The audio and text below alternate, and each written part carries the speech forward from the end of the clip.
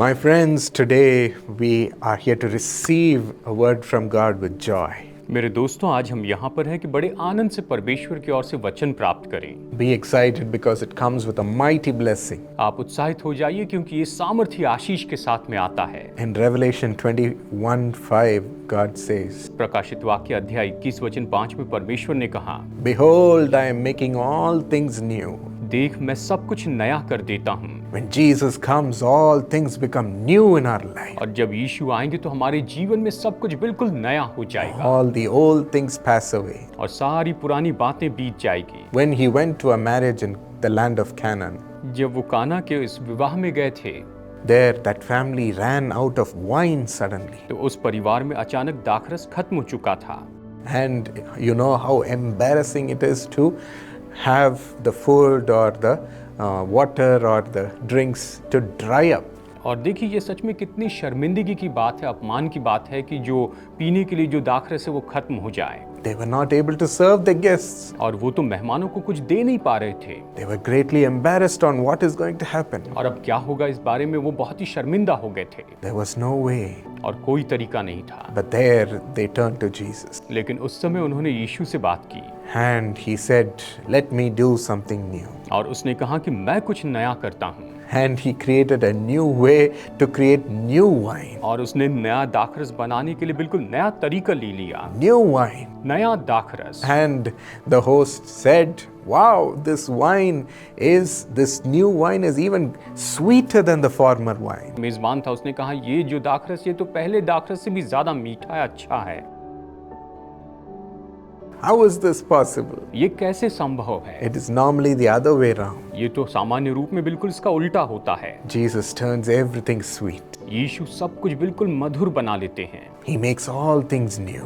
वो सब कुछ नया बना देते हैं। I know some of you are praying, Lord, please make my wife's cooking also like this. मैं जानता हूँ कुछ लोग ये कह रहे होंगे कि प्रभु मेरी पत्नी जो खाना पकाती है उसे भी इसी तरह से बदल दीजिए। Do a miracle, Lord. प्रभु चमत्कार कीजिए। If she's next to you, please don't pray aloud. अगर वो आपके साथ में बगल में बैठी है तो इस तरह जोर से प्रार्थना मत कीजिए। But I know, my friends, that God will bless your food also. लेकिन मैं जानता हूँ मेरे दोस्तों, परमेश्वर आपके भोजन को आशीष देगा। To enjoy the sweetness of it. कि आप उसकी मधुरता का आनंद उठा सकें। Enjoy the sweetness of your children. कि अपने बच्चों की मधुरता का आप आनंद उठा सकें। Giving them a new nature, उन्हें नया स्वभाव दें, new blessing, नई आशीष दें, adding to all that you have, और आपके पास जो कुछ भी उसमें और भी जोड़ते चले जाएं, making you enjoy your family life, और आपके पारिवारिक जीवन का आप आनंद उठाने पाए, making all things new. और सब कुछ बिल्कुल नया बनाएं। To whom does he do this? वो किसके लिए ये सब करते हैं? To those who submit to become a new creation.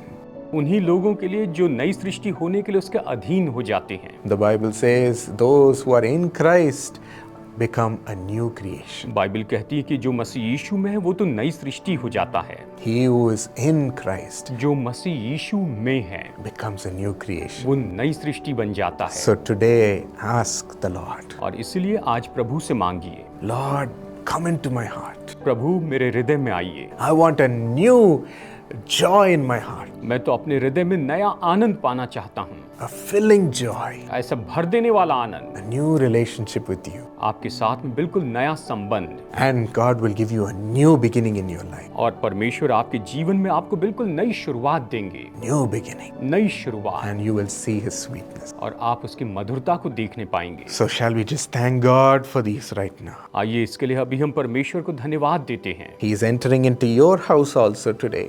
आज वो आपके घर में भी प्रवेश कर रहे हैं, Just like He entered into that house of the family in Cana. जैसे वो काना के उस परिवार के घर में प्रवेश कर रहे थे। Thank Him उसे धन्यवाद दीजिए, for He's entering into your house, वो आपके घर में प्रवेश कर रहे हैं, entering into your heart. आपके हृदय में प्रवेश कर रहे हैं। Receive Him right now. अभी इस समय उसे ले लीजिए। Tell Him, Lord, come and give me a new relationship with you. आप उससे कहिए, प्रभु आइए और आपके साथ में मुझे बिल्कुल नया संबंध दीजिए। I've tried everything, Lord, मैंने सब कोशिश कर ली है प्रभु, but I want a joyous, everlasting relationship. लेकिन मैं तो आनंद का और अनंत भूतकाल का संबंध चाहता हूँ। And Jesus is coming in, और यीशु आ रहे हैं making all things new, और वो सब कुछ बिल्कुल नया बना रहे हैं to enjoy His blessing from कि today. आज से आगे आप उसकी आशीष का आनंद उठाते जाएं। Every small thing in your house आपके घर की हर एक छोटी चीज will be blessed, वो आशीषित होगी and you will enjoy the best. और आप सबसे उत्तम का आनंद उठाएंगे। Thank Him for it. उसके लिए उसका धन्यवाद दें। You are going to enjoy a God-led life, आप परमेश्वर की अगुवाई का जीवन जिएंगे। leading you to the best parts. आपको सबसे उत्तम भाग मिलेगा